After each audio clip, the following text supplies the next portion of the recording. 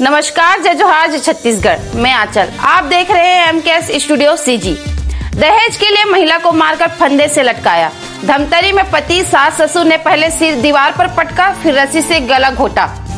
छत्तीसगढ़ के धमतरी में दहेज की मांग को लेकर एक नवविवाहिता की रस्सी से गला घोटकर हत्या कर दी गई।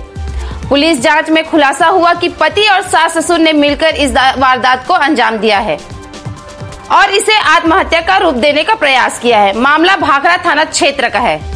मृतिका की शादी 2024 में सामाजिक रीति रिवाजों के साथ हुई थी।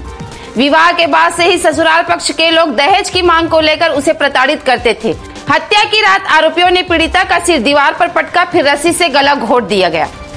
उसके शव को फांसी के फंदे पर लटका दिया ताकि यह आत्महत्या का मामला लग सके। लोकल सामान दिया कहकर करने लगे प्रताड़ित।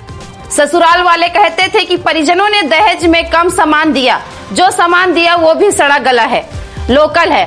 सास ससुर और पति अब विवाहिता से मारपीट कर प्रताड़ित करने लगे। शादी के 8 महीने बाद 26 जनवरी को ससुराल वालों ने नवविवाहिता को गला घोटकर मार डाला।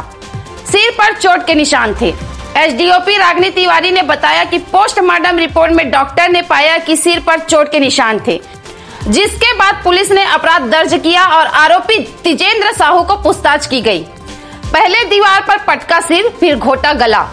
आरोपी पति ने कबूल किया कि पत्नी नोमेश्वरी साहू के सिर को दीवार पर पटका, फिर रस्सी से गला घोटकर हत्या कर दी।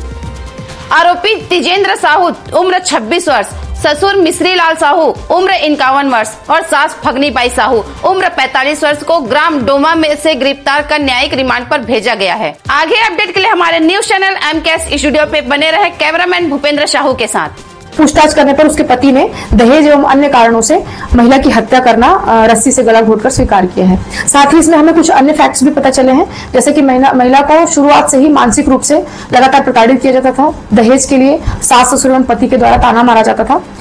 और इस केस में हमने उसके पति तिजेंद्र, ससुर मिश्रीलाल और सास इतवारी को धारा 82 के तहत अरेस्ट करके जेल भेज दिया है।